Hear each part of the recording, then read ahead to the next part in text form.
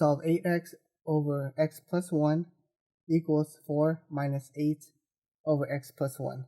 So the first thing we want to do is find our restrictions. And since we have variables in the denominator, our denominator cannot equal 0. So we're going to set our denominators equal to 0. So here we have x equals negative 1, or x can't equal negative 1 in our restriction. So now we want to find our least common denominator. So here we have x plus 1, and here we have x plus 1. So our least common denominator is x plus 1. So now we're going to multiply both sides of the equation by x plus 1 to eliminate our fractions. So here we have x plus 1 times 8x over x plus 1 equals x plus 1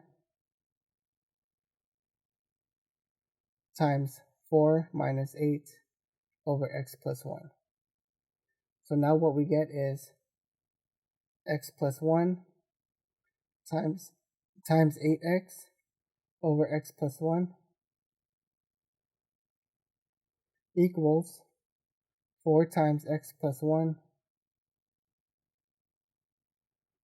minus 8 times x plus 1 over x plus 1. Now we're going to cancel out our common terms, common factors. Here we have x plus 1, here we have x plus 1. So we have 8x equals 4 times x plus 1.